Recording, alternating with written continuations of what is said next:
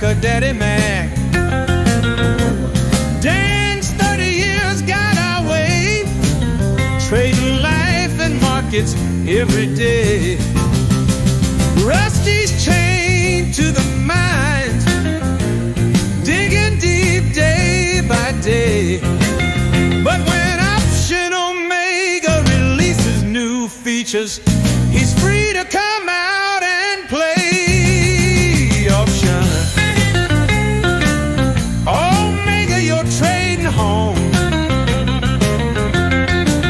where every move makes you feel less alone.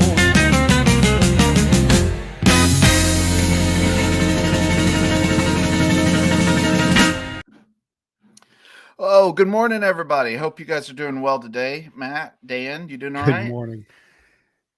I'm good. How are you guys? I'm doing something. I'm just going to show you this. Most people eat crunchy things out of a bowl, and they eat cereal.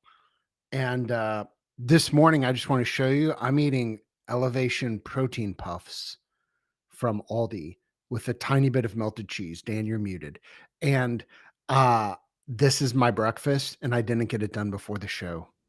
But I'm not going to eat it on the show because it sounds like you're eating Captain Crunch. Wow.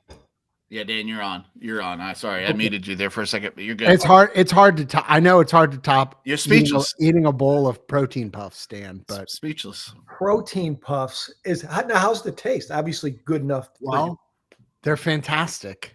They again, anybody, any Aldi affiliates who are watching, easiest endorsement ever from Option Omega right here. I'm just going to show them again. I just put a tiny bit of feta on there and melt it just a little bit. But it's like eating a chip. They're really affordable. They're like $3 a bag. It's 220 calories. And you're basically, I'll just show one here.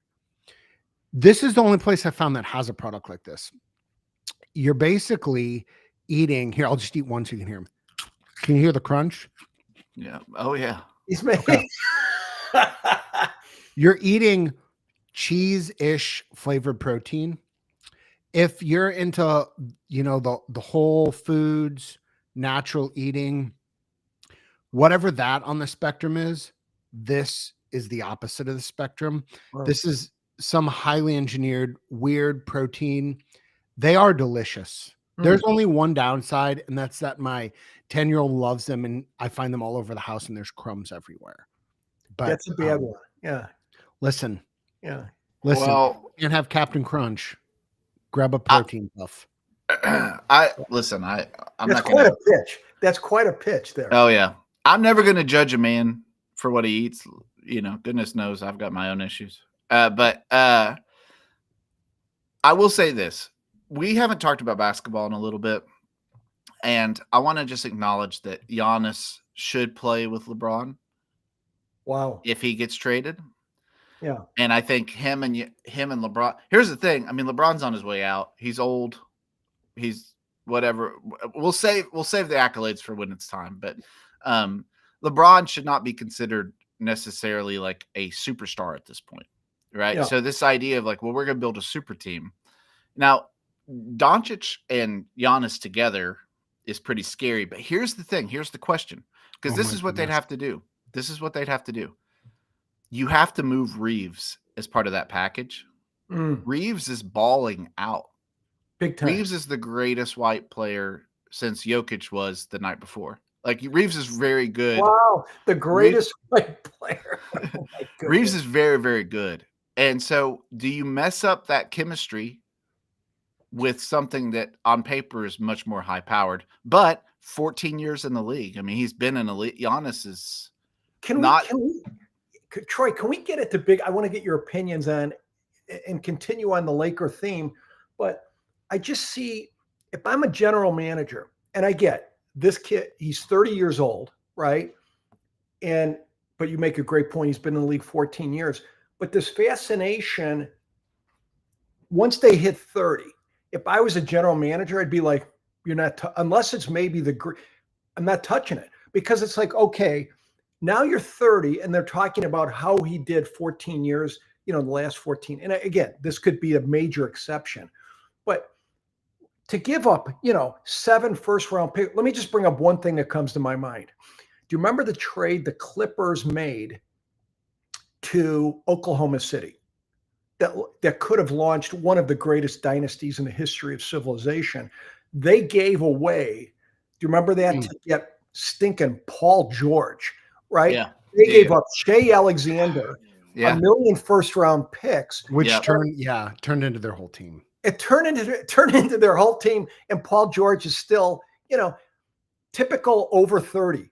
Play a few games. I mean, 7. Play 2 games. Now, Giannis I get it, a different breed, but what's your thoughts on how this pain, like James Harden, paying for paying for these guys over 30? I think it's proven. I think it's proven that LeBron or somebody. Yeah. I mean, listen, I'm going to say this, and it sounds ridiculous. I'm not here to, as the children say, glaze LeBron, although I clearly am. That's only ever worked with LeBron. Like, if you think about it, bringing someone in over 30 in the last 10 years, name another team it's worked with.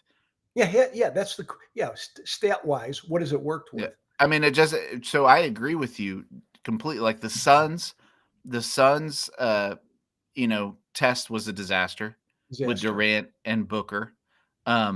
Clippers. I think the Clippers, Kawhi, James Harden, Paul George, it just didn't work. And I think you got to have young blood. I think you got to have that Pacers, OKC analytics stuff, Yeah, I mean, they're saying right now the Bulls are going to, which just for being a Bulls fan, that they're even entertaining, at least you're hearing, to pay, give up everything to get AD. I'm like, are you stinking kidding me? This guy's going to play 4 games in the next 5 years. I know. You're going to give him $1 billion. Come on. I mean, anyway.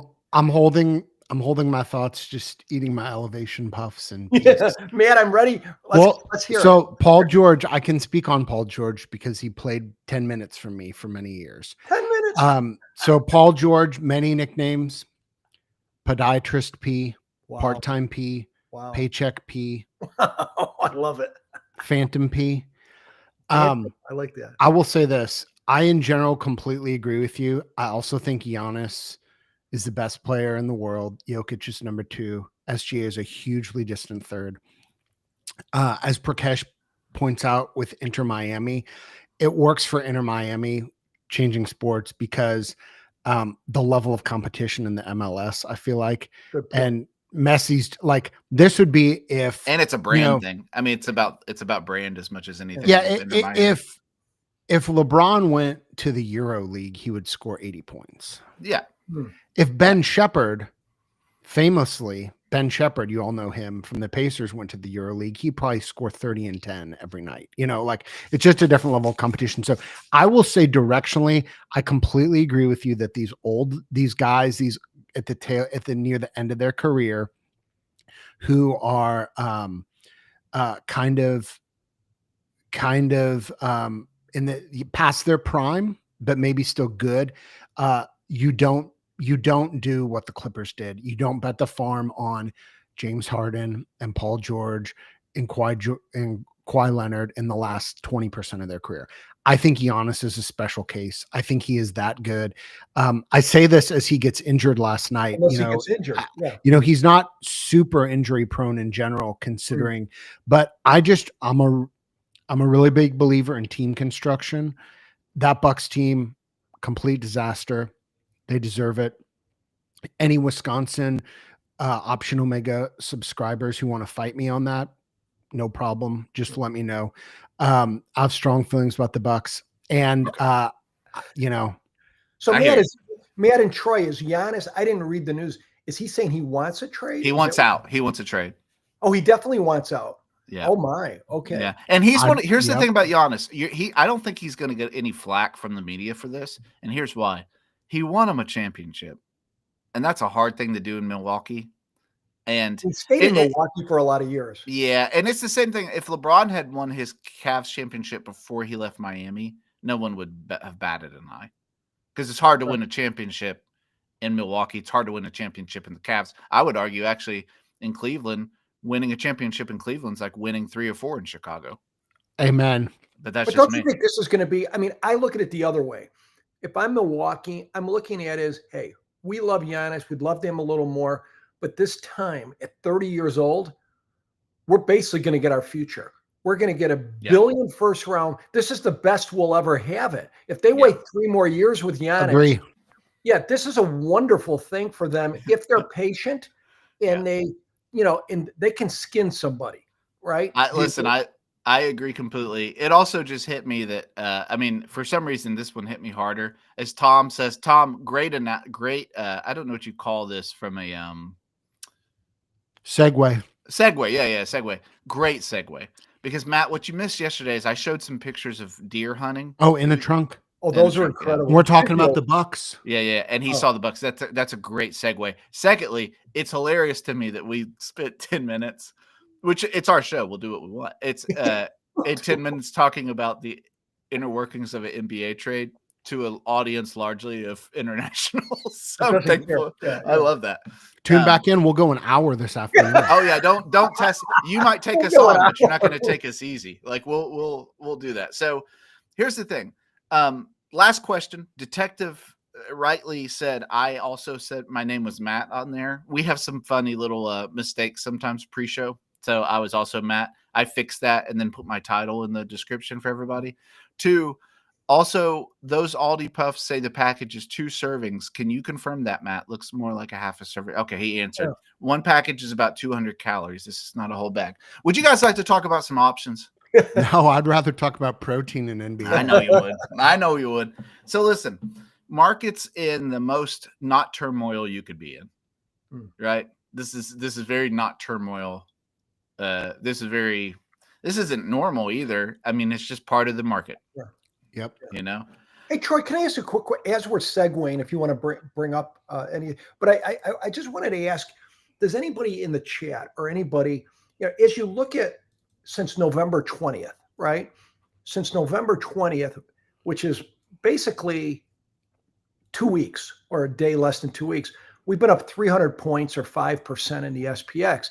And my question is, from stats, right? As we, which is what we're looking at with the Options Omega backtesting. Do we have any stats? Does anybody have? I would love to, as a Moneyball guy, I'd love to see. Okay, 7.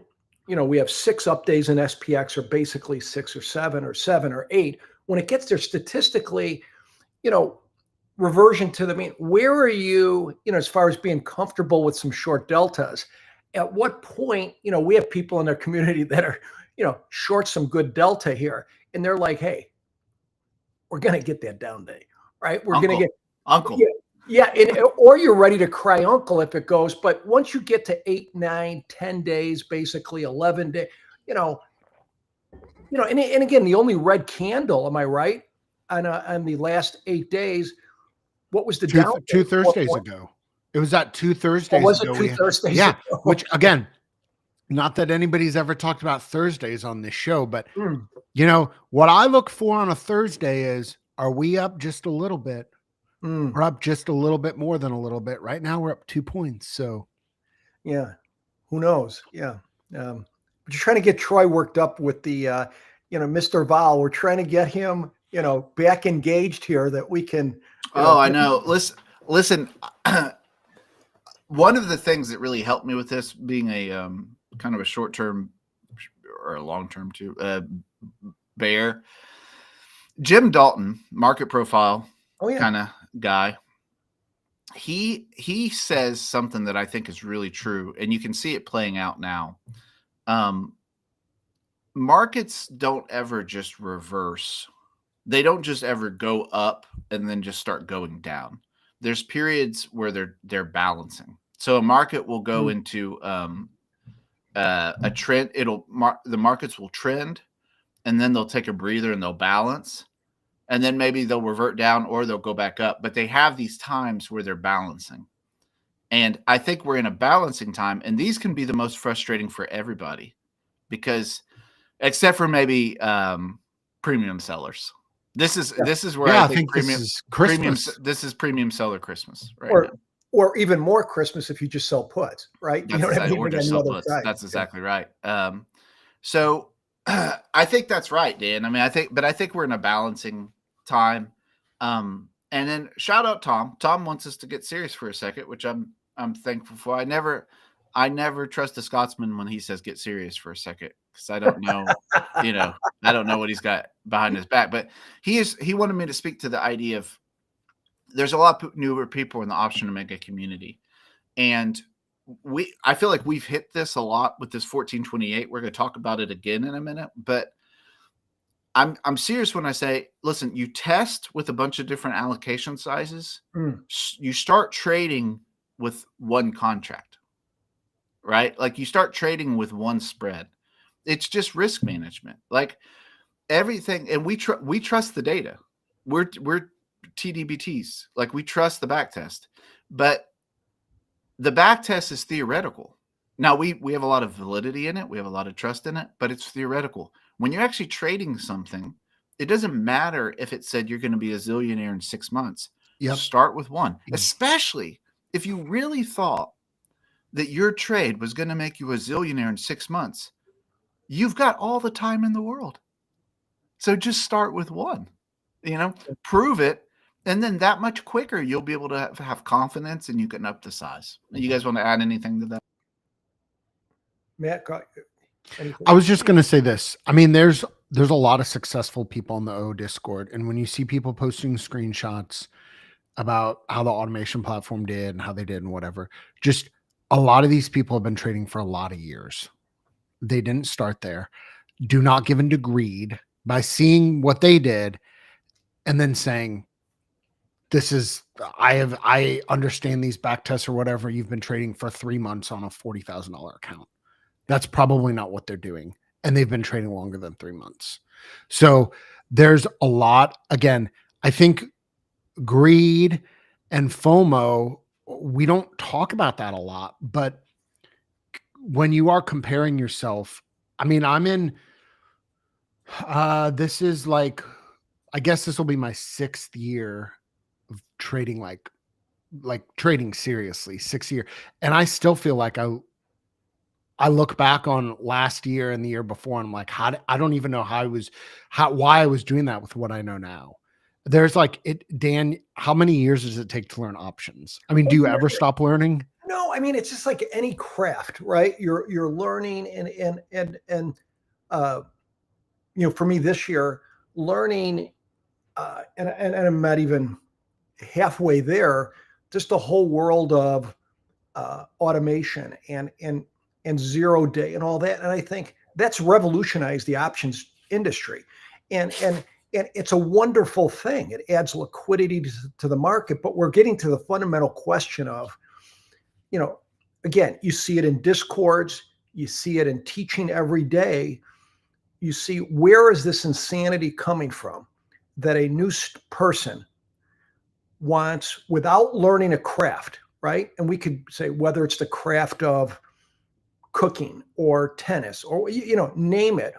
Why are their expectations so unreasonable? Why, instead of just buckling down and, okay, I'm going to learn the platform, I'm going to learn the Greeks, I'm going to learn this, I'm going to give myself 6 months, but, and especially, and I'm sure you guys get this all the time in the Discord, you're right. Somebody shares hey, I've been doing this. Well, I just want to come in and, I'm a reasonable, I get this all the time from emails. Will be like, and it's like from the mafia movie. It's like, hey, Dan, I'm a reasonable man. I'm just looking for 5% a week or 5%. I'm like, right. Are you really on planet Earth? Are you really even close to the galaxy here? And I think that's important, that beginners just focus on the craft, not the noise, and just learn the craft, right? I mean, I don't, and for 6 months, keep your trades. To me, you shouldn't be trading over $500 on a trade, in my opinion. I mean, obviously there's major exceptions. If you're newer, right? Because you can't handle the loss, right? And you're going to question stuff. Just take, and that's why I think these small, not 500, I mean, small, but that's why the Troy and Matt with the small accounts challenges, is crucial. Can you stick with a back test? I'm struggling to stay with some of the automated trades because, you think Matt was looking at Troy's performance on that. How many times he did the, what do you call it, Troy, where you overrule? Manual user. I mean, mine's loaded with that, and I have to stop, and I need to go to Matt the doctor and get my Dan speech, trust the bit, but it's a habit that takes a while to break. But for new people, they really on a small, I mean, if you're talking $500 or $600 and you can't trust the back test, then you've got an issue, right? That you got to deal with, right? And I would say that this is just my opinion based on having thousands of interactions on the Discord, tens of thousands, maybe.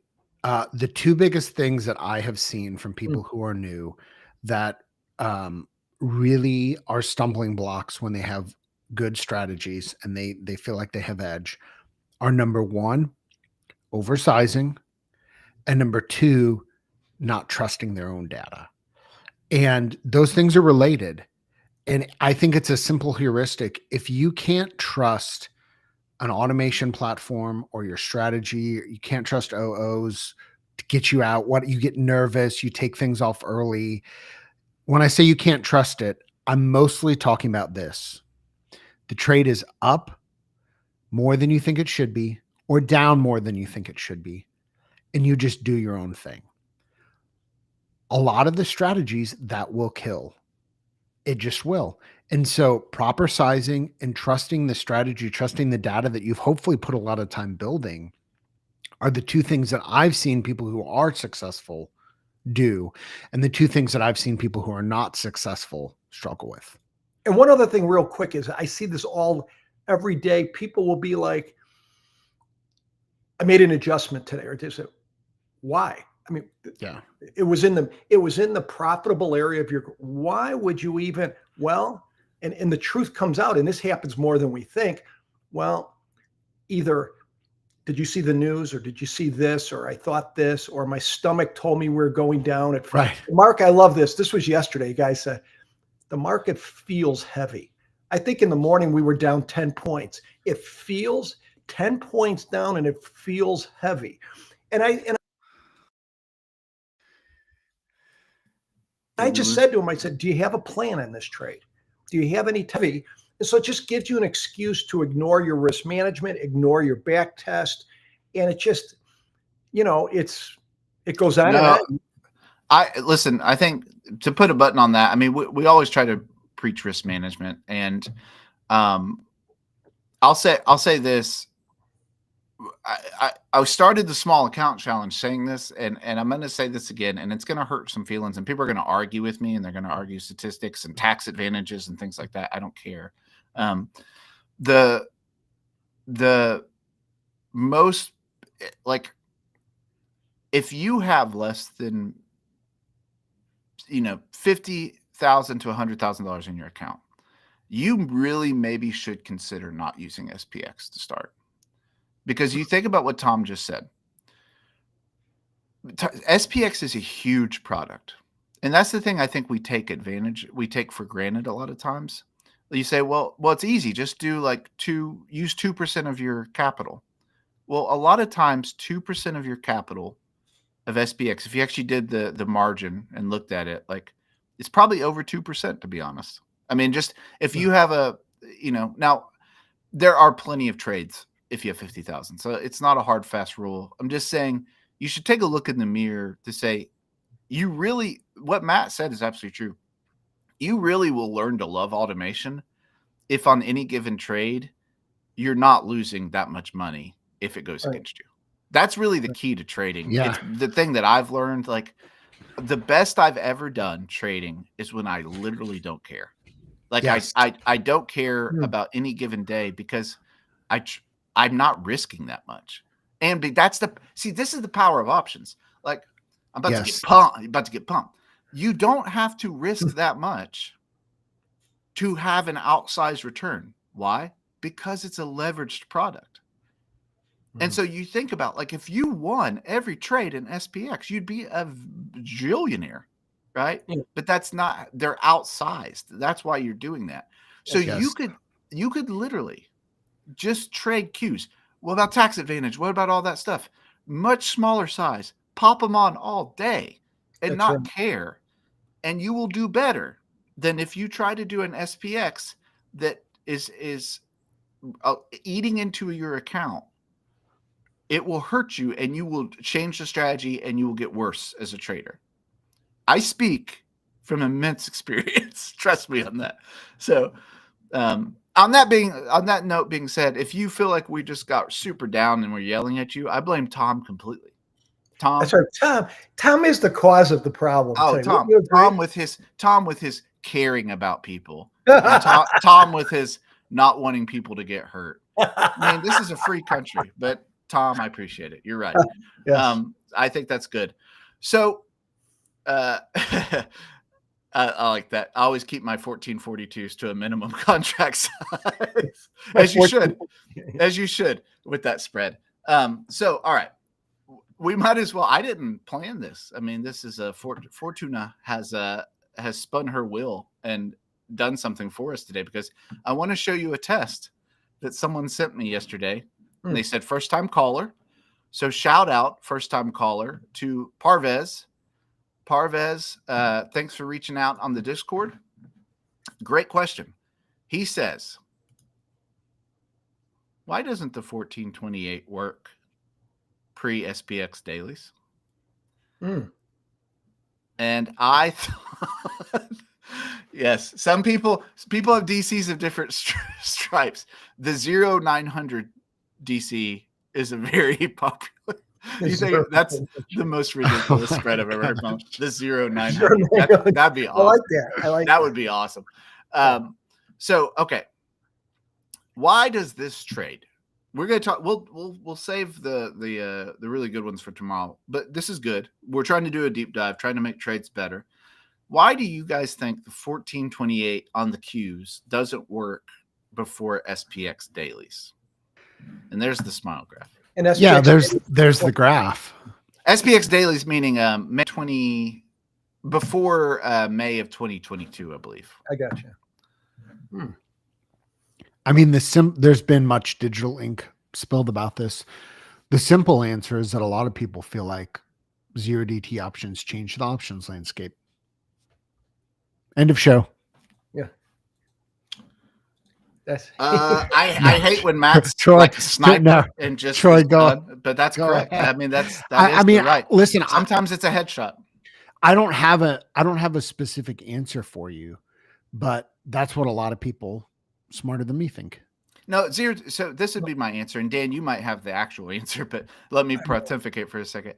My theory is if you look at a lot of trades, I would argue maybe 80% of maybe 90% of stuff I've seen people post didn't work before SPX dailies. SPX, IWM, SPY, whatever you want to say. Like those are rare gems. And they're usually longer dated stuff. 0 day, I can tell you with high certainty that most 0 day stuff didn't work before SPX dailies. That works now. Like you might have found something that worked up until 2022, and now that's a different trade. But saying like the same trade from like 2015 or 2017 to now, 0 day, only trading 0 day. I think it's just not the thing. I think Tom's exactly right. The VIX term structure is different back then, which means front back premium was different. We can run an analysis on this, but I'm too lazy to. I like reading the full comment. No, I think that's exactly right. The data kind of just shows it. Here's one of the things that's cool about Nassim Taleb that we talk about all the time. This is the Ludic fallacy that we've talked about. You look at data and you say, this shouldn't have changed. A 0 day strategy in 2018 shouldn't have changed because nothing looks like it's different. It's both 0 day. They both fit the criteria. Nothing's changed. Well, the Ludic fallacy basically says if someone handed you a quarter and they said the next bet is let's bet that it's heads, right? Yeah. You'd say that's 50-50. It's a 50-50 bet, right? And then you said, well, let's do now I want you to place odds. I want you to be the market maker on odds maker. We've flipped it 99 times and it's been tails. So what odds do you want to give the 100th flip? And they say most people that I have found, it's fun to me. I think I've told this story where Rusty and I, another developer, basically cussed me out and left the room after I went through this with him. Oh my goodness. It was fun. It was spicy. After most people, they look at that, you say it's 50-50. 99 times it's tails. You say, what is it? The 100th thing. They'd say it's 50-50. And the Ludic fallacy basically explains that if something is not behaving like it should, if something is not behaving according to what you think it should be, you have to assume that there's some data point that you don't have access to. And you have to, and here's the key, you have to put that unknown data point result in your analysis for the future. Now, what does all that mean? What it means to say is we have hundreds of thousands of tests, right?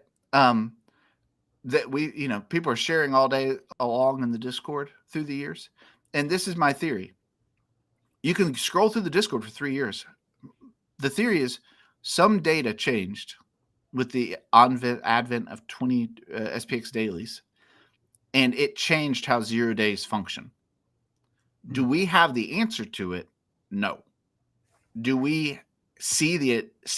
And do a lot of people start their backtesting with SPX dailies because they are not giving into the Ludic fallacy? Yes.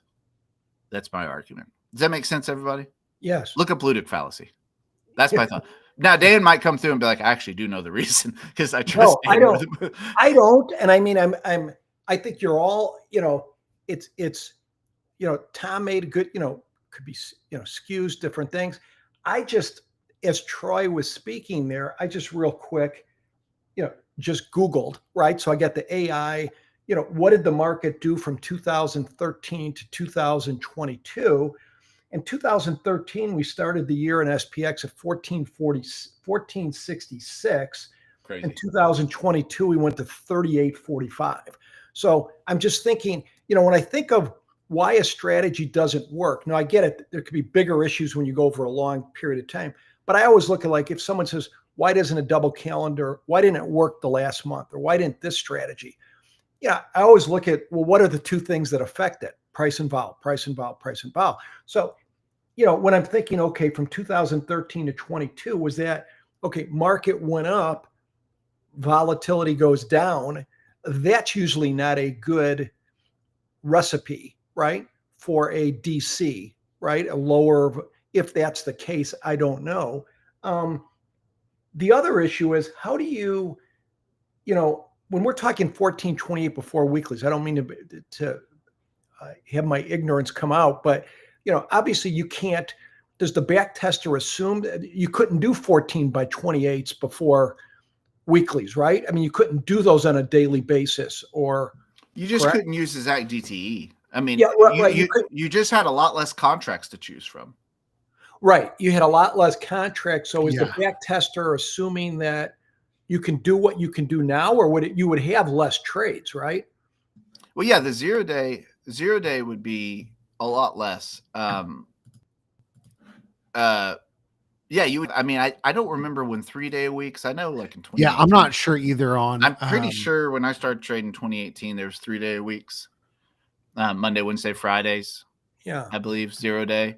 And man, those were fun days. Those are the days I lost a lot of money learning options. Those Monday, Wednesday, Fridays. I look back on those with some scorn. So, and then Friday expirations for stocks, has been a thing for a while. The weekly expirations, but that really will change structure of vol if suddenly you have one expiration. I mean, think about really for a second. Think about like the December 16th FOMC announcement. Mm-hmm. Vol's elevated in it, right? Okay. Why? Well, because it's an FOMC announcement. forget FOMC announcement for a second and look and assume, okay, look at the span of the IV across expirations. Now, take 8 of those expirations out, or 15 of those expirations out, or Yes. 80% of those expirations out. How is that going to affect the IV of the other expirations? I don't know, but it will. Definitely would. Yeah. That's the thing. So that's a good. Now let me ask you, Troy, Yeah. on this thing, on the I didn't get a chance on that question, but what if you would as we're investigating this or trying to get to an answer, would part of it be, okay, I know it'd be a little more laborious. Okay, what did this thing do just 2013? What did it do 2014? Oh, you can see that here. What am I saying? You can see that. Yeah, you can. Any of these individual years from 2013 to weeklies, was there any success, or was it looks like straight down? Well, here's the other idea. If you look at this in 2020, it had a green year with a huge drawdown, but there are people who think 2020, that COVID had a material impact on options pricing as well. Okay. So, the listen, other thing is there's a lot of things to speculate on. Yeah, for sure. And to what Dan just said, market doubled from 2013 to 2020, basically. It doubled. Oh yeah. Okay. And then from 20 to 25, it more than doubled, right? So there's just a lot more movement. There's a lot more going on. It's a great time to be in options. Honestly, like even starting 2018, I thought it was a great time to be in options then, but it's just doubled so much more now. You just have so many ways to play. And this, again, to put a button on the risk for a second, the risk management. There's so many ways to play. I'm going to actually reverse the thing that we started with real quick, just to close it out for the day. I see a lot of people in the Discord, obviously 50% allocation. I'm going to be a trillionaire.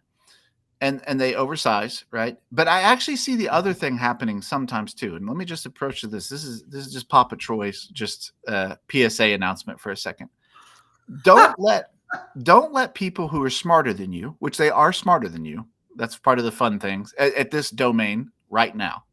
Just accept that. That's part of wisdom, is accepting that there's people smarter than you at certain domains. Don't take their criticism of your backtest basically to where you turn every backtest and you then get into this thing where you're trying to beat it to death where nothing works.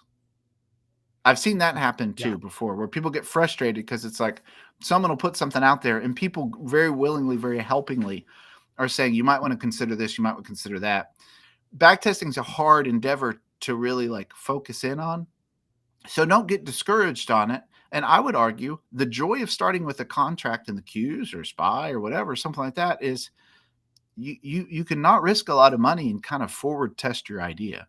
So if you really think there's an idea and you just haven't really figured out quite the backtest yet, but you think people are saying your backtest isn't going to be as good as you think it is, and you really feel like it is, put one on. Put one on. Not an SPX if you don't have a lot of money. That's the caveat. Right. Put one on the other equities. Put one on an XSP. Go take your back test and put it in on XSP. So anyway, can I say one last thing for a shout out to? And again, I don't go in there enough, but when I'll watch, when I get a few minutes, I'll go into the Discord and Options Omega. Sometimes I'll go in the option strat. Is that what it is? Option strat room. Test strat, where people will come in and test, and you'll have, I'm amazed. I've been at least around the business for a long time, and I learn a lot. Listening to, Tom and Wizzy and who's the lady in there? There's many of them.